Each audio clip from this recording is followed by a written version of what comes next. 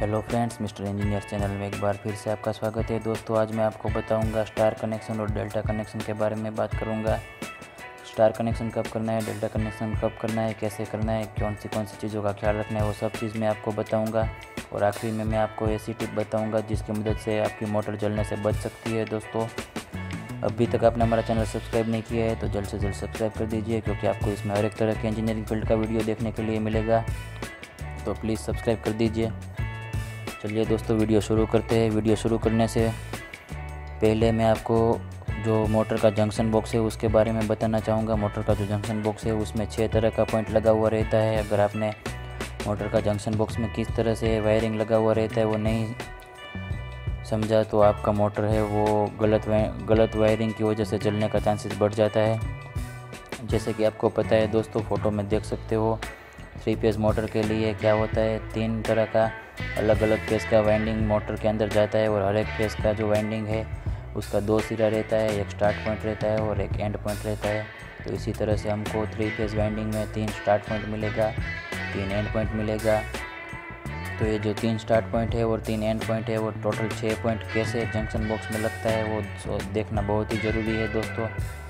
यहाँ पे जैसे कि आप देख सकते हो दोस्तों, 3 स्टार्ट पॉइंट है वो जंक्शन बॉक्स का जो 3 पॉइंट है उसके एक साइड में लगा हुआ है, start point 1, start point 2, start point 3। और सामने की साइड है वो अल्टरनेट एंड पॉइंट 1 लगा है, एंड पॉइंट 2 लगा है, एंड पॉइंट 3 अल्टरनेट लगा है। मतलब कि एंड पॉइंट 1 के सामने स्टार्ट पॉइंट 2 लगा है, एंड पॉइंट 2 के सामने स्टार्ट पॉइंट 3 लगा है और एंड पॉइंट 3 के सामने स्टार्ट पॉइंट 1 लगा है। ये देखना बहुत ही ज़रूरी है दोस्तों, वरना आपका मोटर जल सकता है। चलिए दोस्तों, अभी हम बात करते हैं स्टार कनेक्शन के बारे में। स्टार कनेक्शन कैसे करना है वो आप देख सकते हो वीडियो में। हमारा जो कॉन्ट्रैक्टर में से पावर सप्लाई आता है RYB, वो जो जंक्शन का कोई भी 3 पॉइंट है उसके साथ में, एक साइड का 3 पॉइंट है उसके साथ में कनेक्ट कर देना है और बाकी सामने का जो 3 पॉइंट है उसको आपस में लिंक करके शॉर्ट करना है। तो इस तरह से हमारा जो है वो स्टार कनेक्शन हो जाएगा। शॉर्ट करने से क्या होता है दोस्तों, सामने का जो पॉइंट है वो न्यूट्रल हो जाएगा। अब बाजू के फ़ोटो में देख सकते हो दोस्तों किस तरह से रियल में शॉर्ट करके स्टार कनेक्शन किया जाता है। ये हमारा स्टार कनेक्शन है दोस्तों। अभी हम बात करेंगे डेल्टा कनेक्शन के बारे में। तो डेल्टा कनेक्शन में क्या होता है, जो हमारा मोटर का जो जंक्शन बॉक्स है उसका जो स्टार्ट पॉइंट है, 3 स्टार्ट पॉइंट है या 3 एंड पॉइंट है, आप कहीं पे भी RYB लगा सकते हो, लेकिन कोई भी एक ही साइड लगाना है। और ध्यान रहे दोस्तों, RYB क्रमशः लगना चाहिए, मतलब कि R पहले, Y बीच में और B लास्ट में। भी क्या करना है दोस्तों, सभी पॉइंट को सामने सामने लिंक करना है, लेकिन ध्यान रहे दोस्तों स्टार्ट पॉइंट 1 के सामने एंड पॉइंट 3 रहना चाहिए, ऐसे अल्टरनेट रहना चाहिए। ये बहुत ही ज़रूरी है दोस्तों, इसीलिए मैंने आपको जंक्शन बॉक्स के बारे में पहले ही बताया था। बाजू के फ़ोटो में आप देख सकते हो दोस्तों किस तरह से डेल्टा कनेक्शन किया है। तो दोस्तों ये था हमारा डेल्टा कनेक्शन। अब मैं आपको स्टार कनेक्शन और डेल्टा कनेक्शन का जो ऑपरेटिंग वोल्टेज है, मतलब कौन सी कनेक्शन में कितने वोल्टेज पे मोटर हमारा वर्क कर रही है वो बताऊंगा दोस्तों आपको। जैसे कि आप देख पा रहे हो दोस्तों, हमारा जो स्टार कनेक्शन है उसमें एक ही साइज से फेज़ मिल रहा है, मतलब हमारा मोटर है वो 220 वोल्ट पे वर्क करेगा। सामने का पॉइंट शॉर्ट होने की वजह से वहाँ पे हमको न्यूट्रल पॉइंट मिलेगा, तो हमारा मोटर है वो 220 वोल्ट पे ही वर्क करेगा।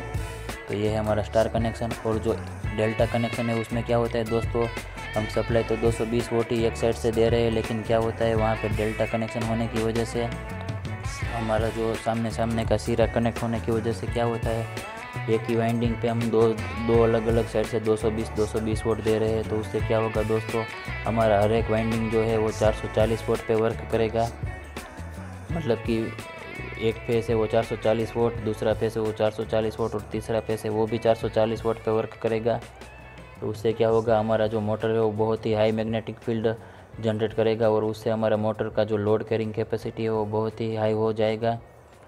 मोटर कैसे वर्क करना है वो मैं सबसे पहले आपको बताता हूँ। तो मोटर का 2 पार्ट रहता है, एक स्टार्टर पार्ट रहता है, एक रोटर पार्ट रहता है। स्टार्टर पार्ट में हम क्या करते हैं दोस्तों, उसको पावर सप्लाई दे के मैग्नेटिक फील्ड जनरेट करते हैं और उसकी मदद से हमारा जो रोटर है वो घूमता है। मैग्नेटिक फील्ड की मदद से हमारा रोटर घूमता है। तो यहाँ पे क्या होता है, जैसे ही हम डेल्टा कनेक्शन करते हैं दोस्तों, तो उसके में क्या होता है 440 वोल्ट का वेरी हाई पावर हम सप्लाई कर रहे हैं। तो उससे क्या होगा, मैग्नेटिक फील्ड का जो रेशियो है बहुत ही हाई चला जाएगा। उससे क्या होगा, हमारी मोटर जो है उसका एफिशिएंसी लो हो जाएगा और एफिशिएंसी लो हो जाएगा। उसके साथ साथ हमारा मोटर का जो लाइफ है वो भी कम हो जाएगा। मान के चलो हमारा मोटर 10 साल चलने वाला था, वो 6 से 7 साल चलेगा। तो यही बात है दोस्तों, स्टार कनेक्शन कब करना है, डेल्टा कनेक्शन कब करना है, वो जानना बहुत ही ज़रूरी है। अदरवाइज़ क्या होगा, हमको जो मोटर से काम निकलवाना है वो नहीं निकाल पाएंगे और हमारा मोटर जल जाएगा या तो फिर बार बार ट्रिप हो जाएगा। तो कैसे कनेक्शन करना है स्टार कनेक्शन, डेल्टा कनेक्शन, वो मैं आपको एक एग्जांपल लेके समझाता हूँ दोस्तों। अब देख सकते हो दोस्तों, हमने यहाँ पे क्या किया है, 25 किलोवाट का मोटर है ऐसा एज्यूम कर लिया है। तो हम क्या करेंगे दोस्तों, सबसे पहले हम फुल लोड निकालेंगे और अगर हमारा motor 60 to 80% of full load पे वर्क कर रहा है, फुल लोड का जो 60 to 80% हमारा मोटर गेन कर रहा है, तो हम डेल्टा कनेक्शन करेंगे। अदरवाइज़ हमारा जो 20 से 30% ऑफ फुल लोड पे वर्क कर रहा है हमारा मोटर, तो ऐसे कंडीशन में हम स्टार कनेक्शन करेंगे। तो यहाँ पे दोस्तों हमारे पास एक क्वेश्चन क्रिएट हो गया कि लोड क्या है। तो दोस्तों बहुत ही आसान है। लोड मतलब आप कुछ भी दिमाग में मत डालिए, सिंपल सा आप समझ लीजिए कि हमारा मोटर है वो कितने एम्पियर पे वर्क कर रहा है, वही लोड है। तो लोड निकालने के लिए हम एक फॉर्मूला यूज़ कर रहे हैं। फुल लोड करंट कैसे निकालना है उसके लिए एक फॉर्मूला है, किलोवाट इंटू 1.7। लेकिन यार दोस्तों ये 1.7 है वो हमारा शॉर्टकट मेथड है, वो सिर्फ 440 वोल्ट जो पावर सप्लाई है तो ही काम करेगा। अगर आपको फुल लोड करंट पे वीडियो चाहिए तो मेरे को कमेंट बॉक्स में बताइए, मैं ज़रूर उसके ऊपर वीडियो बनाऊंगा और आपके साथ शेयर करूंगा। तो यहाँ पे हमारा 25 किलोवाट का मोटर है, उसका फुल लोड करंट है 42.5। कैसे निकाला वो आप देख सकते हो दोस्तों। अगर हम इसका 60 to 80% निकालें तो हमारा जो फुल लोड करंट है उसका 60% निकालेंगे। तो आप देख सकते हो दोस्तों 25.50 एम्पियर मिलेगा। तो हमको क्या करना है दोस्तों, मोटर को चालू करके देख लेना है, सिंपल कनेक्शन करके चालू करके देखना है। अगर हमारा मोटर 25 से ऊपर का जो लोड ले रहा है तो हमको डेल्टा कनेक्शन करना है।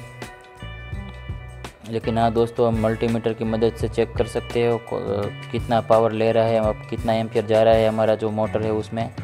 और हाँ दोस्तों, अगर हमारा मोटर 20 से 30% ऑफ फुल लोड ले रहा है, इसका मतलब है कि 30% अगर हम निकालते हैं 42.5 एम्पियर का तो क्या होगा, 12.75 एम्पियर होगा। तो अगर हमारा मोटर 12.75 एम्पियर ले रहा है तो हमको इस ऐसी कंडीशन पे हमको स्टार कनेक्शन करना है।